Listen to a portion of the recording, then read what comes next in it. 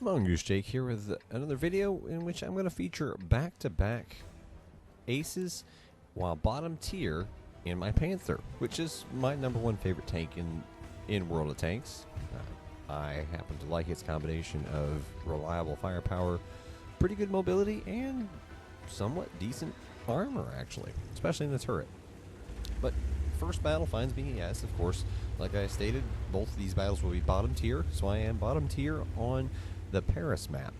Now, I'm going to take a fairly stationary approach to this game, knowing that in this case, I don't want to subject myself to the much larger guns of the higher tier heavies or tank destroyers, and with there being higher tier mediums and even lights, I don't really need to fight for the field. So I'm just going to take my shots where I can. Now I spot, and you see the first shot there goes into the drive wheel of the IS, and whether he uses repair kit or not, I don't know. But he's got, at this point, not only myself, but a teammate of mine firing at him. And as you see, my teammate stopped. Now I keep firing because these shots, if you look when you're firing at somebody who's invisible, if you don't see your shell hit dirt or debris and cause an explosion behind, you're actually still hitting the enemy. In the case there, I actually wear that IS down for almost his entire hit points. My teammate did get one shot in on him, but after the battle, you'll see that I actually am going to have far substantially higher damage than what shows in the hit log there on World of Tanks during the game. When I finish him, and he's really the only target opportunity I had, and I notice that we have an enemy light tank making a break for it, and I don't know if our 1357 is going to get him, but our Scorpion G helps him out enough that there's no reason for me to head back there. So I'm going to return to my position because I actually am looking at the minimap and seeing a heavy pushed up one of the corridors.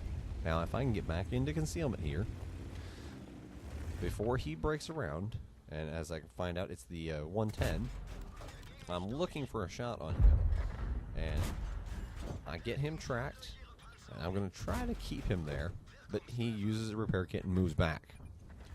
Now if you notice, I'm not using premium here. I got tons of armor piercing, so I can just fling shells, and the Panther's standard penetration is almost 200, so that's really, really good. That's actually pretty much the selling point of the Panther, is the high penetration with standard ammunition, the very, very good accuracy, and the very high rate of fire.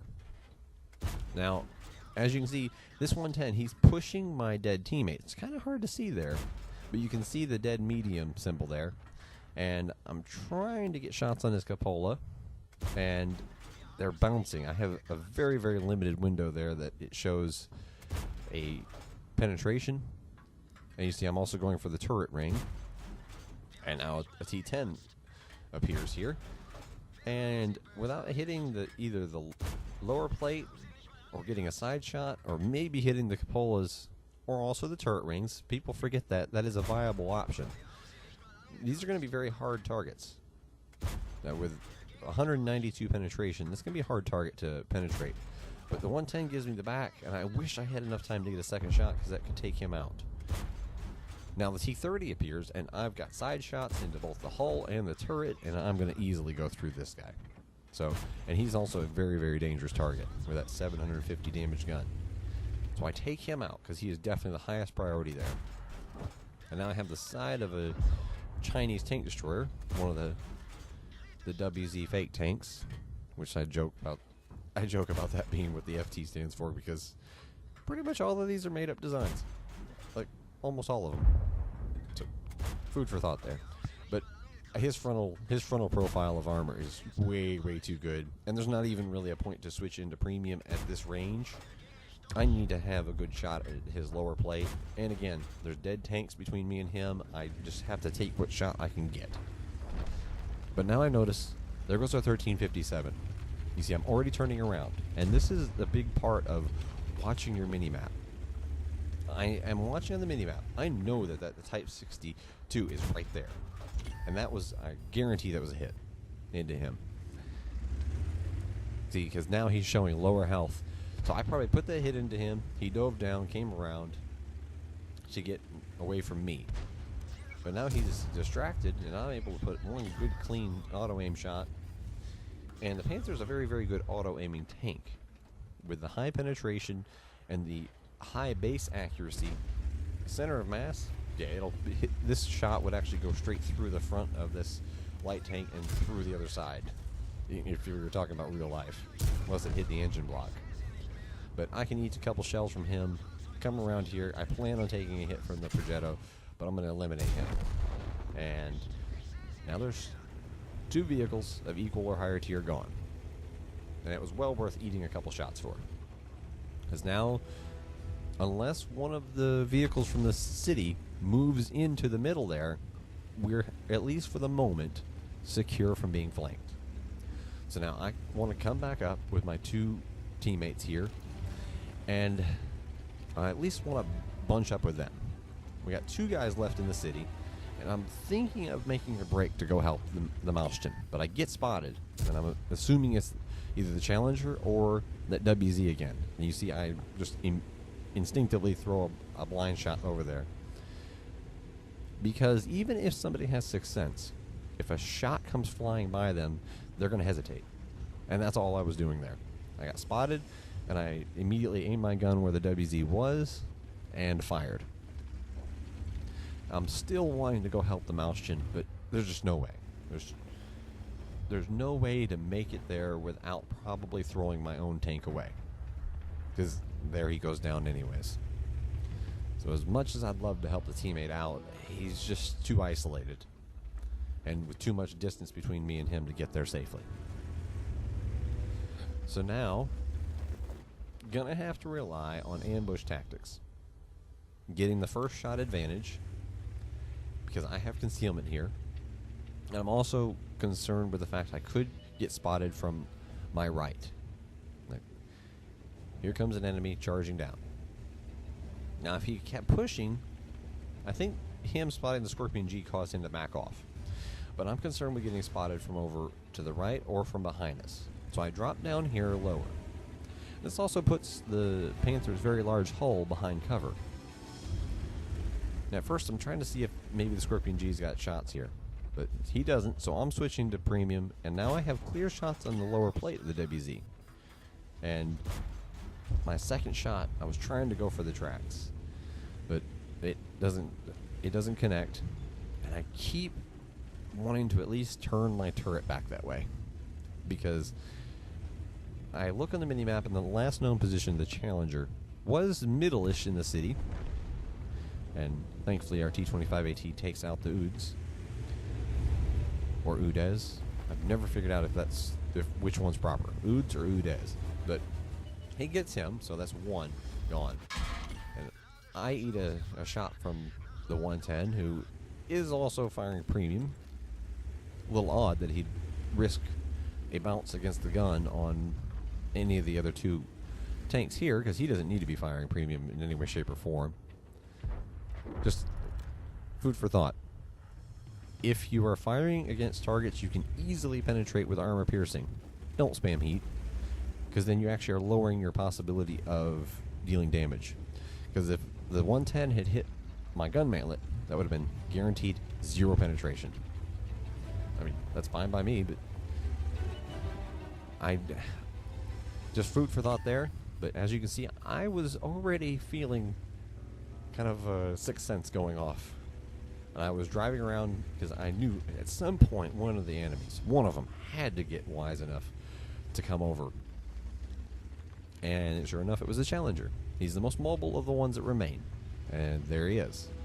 Now, with the Scorpion G, we can easily take this guy out. But I can't risk any more of my hit points just yet. So let Scorpion G go. I noticed the Challenger's firing HE. Now it needs to be me take the hits. The Scorpion G is the softer target, and his HE can actually damage him. With me, I have enough armor to stop it. So let's go get him, charge through, take him out, get close to the building to be protective of artillery, but then there's the enemy artillery. I aim for a track to at least pin him in place, and I'm getting ready to side scrape the Scorpion G finishes him off in one shot anyways, which I felt was a little risky for the Scorpion G, because I have that vehicle myself, and HE is devastating. But now, I'm doing the opposite of what you normally would do. Normally you go together, but I need to give two different avenues of approach, so that the enemies can't just simply have their guns pointed in one direction, because the Scorpion G, which I hear him fire and miss, I need to get up here, and I need to kill one. So there's the T-25-2 going, and the Scorpion G reloads and finishes off the 110 for the victory. And that was a very nice display of him working with me, even without any chat going. And due in part to me, but also heavily because of that Scorpion G, we were able to pull that from all the way back. And of course, that was an ace. And I got the Vaslahos medal for destroying vehicles that are higher than me. I picked up the top gun, and I was second in the team in damage and first in experience, with the Scorpion G, of course, having a very good game there. And I wanted to show that. It was War Wheels. I contacted him afterwards, told him thanks for the help. It was very nice to have a good teamwork like that. And very good game overall, showcasing the Panther in its capabilities even while bottom tier. But that wasn't actually the better battle, because I ended up having to fire a lot of premium. And the next one here on Glacier, you're going to see a very, very kind of calculated battle. And I actually really like the Panther in this situation. I am, of course, bottom tier yet again. And instead of being stationary, I'm actually very mobile in this game. And I take a fairly aggressive starting position right in the middle. And you see my teammates clicking there. I'm actually headed right there to the middle myself.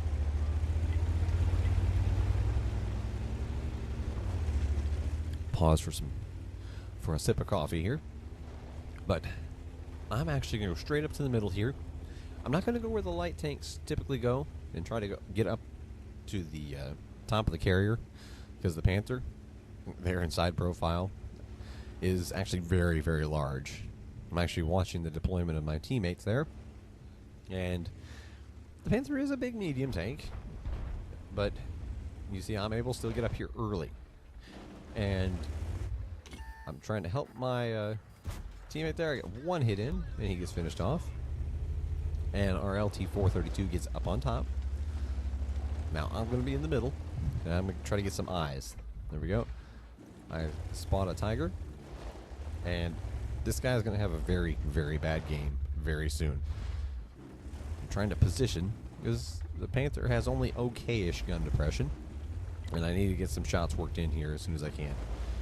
I got to watch myself here, make sure I'm not opening myself up to shots across. And as I'm showing here, the Panther can easily hit and penetrate the side of this Malshin. There's no reason to spam premium. This is the tier 7 that needs the tier 7 medium that is absolutely not reliant on premium in any way, shape, or form. Even though I shot it in the last battle. But here you're going to see, well, just remember the Tiger. You're going to see how you can actually use the Panther and its turret, where it has a very narrow turret profile. I'm going to work this ridge here the whole first part of the game. I'm going to have to be mindful of that AT-15. He's got a very, very good handling gun. And I'm waiting for those heavies, and I spot the Tiger. And now I'm going to start laying shots into him, because he is the softer target compared to the Mauston. But I personally respect the Tiger very, very highly. It can deal a lot of damage. And I bounced a shot. That was probably him just trying to get the first shot off. I'm counting my shots. And there, he missed. When you play vehicles as much as I do on the same line, like the German vehicles, it's like the Tiger, and my Tiger has a 5.6 second reload. My Panther has half of that. And I'm just counting his shot so I can put 2 into him, and then I need to pull back. It's not mods or cheating, it's just I know his shot, and I just ate his, so I have about 4 seconds now. So there's one hit into him. Now that's something to keep in mind. You don't need to pull back into cover. I just took a hit, so I just pull up and make sure I get him back. And I see the bat chat run across there. And if I seen him, he's seen me. So I'm going to go dark for just a second. I'm getting too many people with possibility of them having shots into my left side. And I don't want that. And yeah, he spots me again as I come up. And again, people forget sometimes. The Panther's turret is bouncy.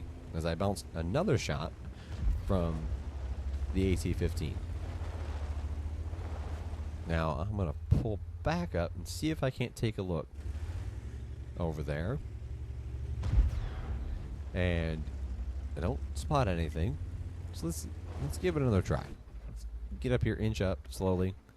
Let my binoculars activate. See if I see anything. See if there's any movement there. Because that's where both the bat chat and one of their tank destroyers were spotted. Let's take a look. And there's the bat chat. Now that's the tier 9 version. And I'm definitely keeping an eye on him. Because with me having taken damage already, if he wanted to, he could potentially just charge and come after me. And he would kill me. He might get killed in the process, but there's been many, many times where people will single me out and go for me. So I'm keeping an eye on him. And I see over here, here's the RHM. I'm going to pull up. I'm looking, wondering where's the T25 AT, or that's the Styro Waffentrager. I said RHM, but get a hit into him, get another one. I'm looking for that AT-15 still. Now with the Styro gone, I see the bat chat. He's exposed himself. He's under fire. He's probably already clipped. So here I come. I need to get him now while he's made his mistake. That is, like skill 4 LTU says, you got to punish them for their mistake. So there we go. That's a top tier medium tank gone. And we have a 3 tank lead. So we're looking pretty good at this point. We're looking real good. And I've had a decent game already. But here's where now I want to go for broke. I've had a good game already. I've still got plenty of hit points, plenty of ammo. We've got a lead. Let's keep the pressure on and keep going. So you see me motoring in. I need to keep this AT-15 spotted. He now is a roadblock. We need to get rid of him. Now see, there's an enemy Jag Tiger that's not been spotted over there, but teammates are clicking that he is over there to the north in the middle, like at E1. Now that AT-15 got one hit into me, and now he's kind of bloodthirsty here. I see he's actually going to charge. Now I know something that some people don't. This boat is destructible. The hull of that boat is destructible, and you can tell this AT-15 does not know that. And I'm realizing this. I'm like, wait a minute. This guy doesn't know this. So I'm baiting him into thinking that he's safe there. Okay. Take a hit. That's a low damage gun. Now he thinks he's going to scrape me off by backing up into this boat. Spoiler. He's not. He's dead. Simple as that. He's dead. And I knew that. And I played that to my advantage here. Keep in mind, most all of these boat hulls are destructible cover. You could tell he obviously thought he was going to be able to back up against it and scrape me off. And, of course, not. Now, here's the Jag Tiger. He is coming around. And, spoiler alert, there's only one person he's after. And that's me. This Jag Tiger, at this point here, he is 100% focused in on me. Don't know why. This happens to me all the time, though. But he is going to come for me to the end of the battle. And he's going to actually ignore everybody else. Because this is a win. We already got our AMX 1375 on the cap. Now, he is going to sit there on cap and cap out. This Jag Tiger is going to actually take hits from all around And he is actually going to make his way all the way up here to try to get a shot in on me. I keep him spotted, and I think to myself, there's no way in the world this guy's going to come all the way up and around. But yeah, I'm proxy detecting him, and I'm thinking, okay, I'll keep him spotted through proximity detection, and then I'm just going to go around on the sledge. I was like, there's no way in the world he's going to come around all the way. Ignore the AMX 1375, who's sitting on capture, who he is going to spot. Yep. See, right now the AMX 1375 is spotted. There's no way in the world. He has no cover, and he is not shooting. Now he shot. He shot the Jag Tiger. The Jag Tiger is still coming for me. Still is. Still is. Still is. And there. And then he decides to drive off and crash. Welcome to my life. People will suicide to kill me. I don't understand why, but it happens all the time. So welcome to my life in World of Tanks. But hey, still, the Jag Tiger might have killed me, but he didn't rob me of my Ace Tanker and Confederate. And I got, by far, top damage in a Tier 9 game without firing one single shell of premium. And that's why I love the Panther. It's by far my favorite tank in the game, and I hope these two games showcased what it can do while bottom tier. And as always, this is Mungus Jake. I thank you for watching and hope you enjoyed this.